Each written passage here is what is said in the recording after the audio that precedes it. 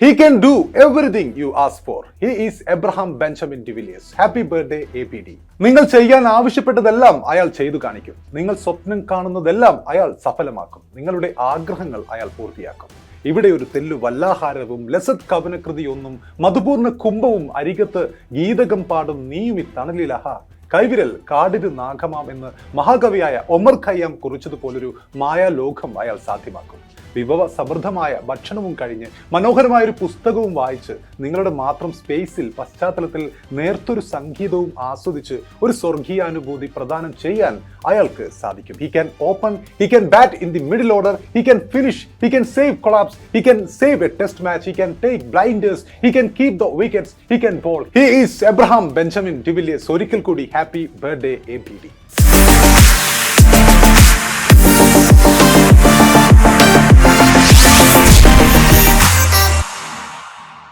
ABD എന്ന ചുരുക്കപ്പേരിൽ ലോക cricket ഭൂപടത്തിൽ അറിയപ്പെടുന്ന എബ്രഹാം ബെഞ്ചമിൻ ഡി വില്ലിയേഴ്സ്. ഫെബ്രുവരി 17 അയാളുടെ ജന്മദിനമാണ്.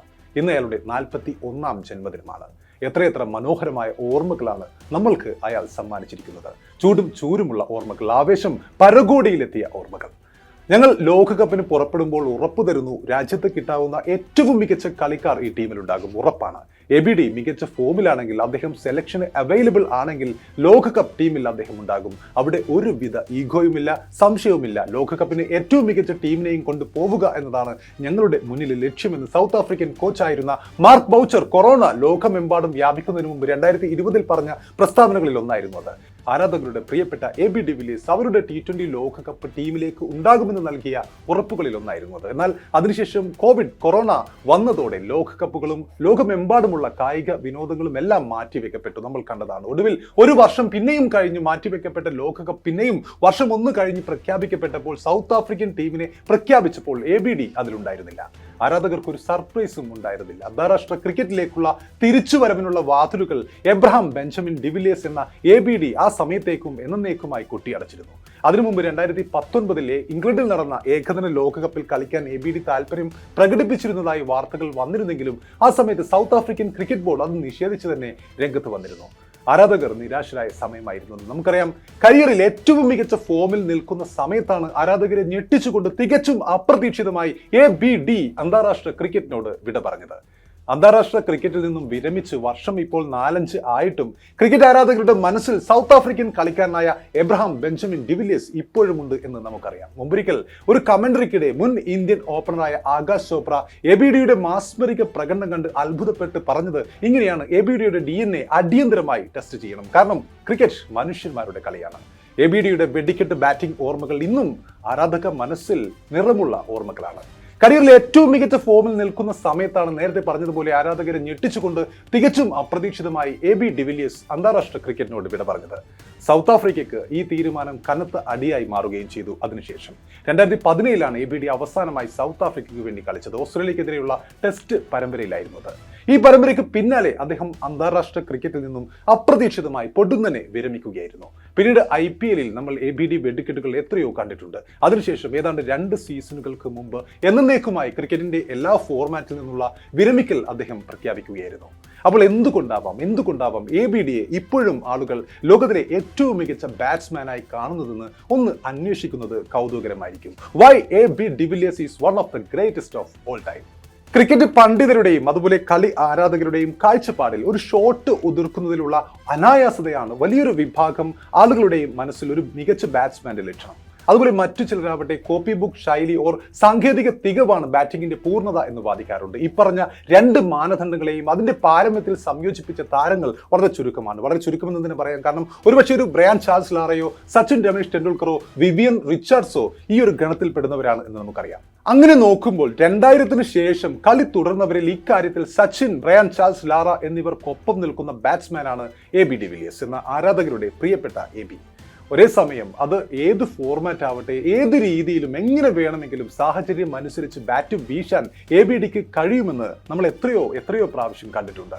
T20യിലും ഏകദിനത്തിലും ടെസ്റ്റിലും ABD തന്റെ ബാറ്റിംഗ് ശൈലി കൊണ്ട് ക്രിക്കറ്റ് പ്രേമികളെ വിസ്മയിപ്പിച്ചത് നമ്മൾ എത്രയോ പ്രാവശ്യം കണ്ടിട്ടുണ്ട്.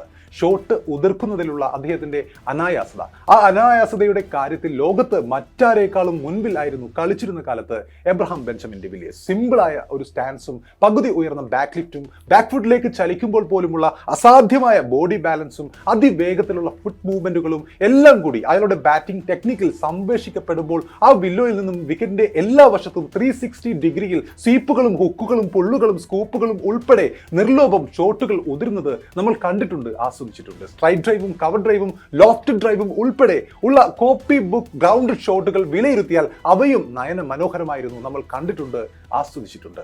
ഓരോ ഫോർമാറ്റിനും സ്പെഷ്യലിസ്റ്റ് ബാറ്റ്സ്മാൻ എന്ന നിലയിലേക്ക് മാറുന്ന ഈ കാലത്ത് വെസ്റ്റ് ഇൻഡീസിനെതിരെ ഏകദിനത്തിൽ 31 പന്തിൽ അതിവേഗതയിൽ സെഞ്ചുറി നേടിയ അതേ കളിക്കാരൻ തന്നെയാണ് ടെസ്റ്റിൽ ഓസീസിനെതിരെ 220 പന്തിൽ ഒരു ടെസ്റ്റ് സേവ് ചെയ്യാനായി 33 റൺസ് നേടിയത് എന്നതും ഇന്നും അത്ഭുതമാണ്, നമ്മൾ കണ്ടിട്ടുണ്ട്, ആസ്വദിച്ചിട്ടുണ്ട്.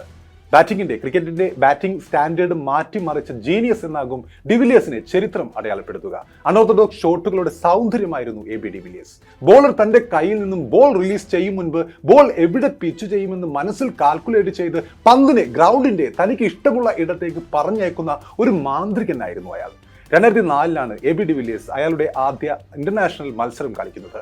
മാർക്ക് ബൗച്ചർ എന്ന ലെജൻഡ് കളമൊഴിഞ്ഞപ്പോൾ വിക്കറ്റ് കീപ്പിംഗ് എന്ന ചുമതല കൂടി ABD ഏറ്റെടുക്കുകയുണ്ടായി. കിരീടമില്ലാത്ത രാജാവ് എന്ന വിശേഷണം ഏറ്റവും അർഹിക്കുന്നത് ഒരുപക്ഷെ AB ഡിവിലിയേഴ്സിനായിരിക്കും, ചുരുങ്ങിയ പക്ഷം ക്രിക്കറ്റിലെങ്കിലും. അയാൾക്ക് തന്റെ ടീമിനെ ICC കിരീട നേട്ടത്തിലേക്ക് എത്തിക്കാൻ കഴിഞ്ഞിട്ടില്ല എങ്കിലും അയാൾ കളിച്ചിരുന്ന കാലത്ത് ലോകത്തിലെ ക്രിക്കറ്റ് മൈതാനങ്ങളിൽ അയാൾ വിരാജിച്ചിരുന്നത് ഒരു രാജാവ് കണക്കെ തന്നെയായിരുന്നു.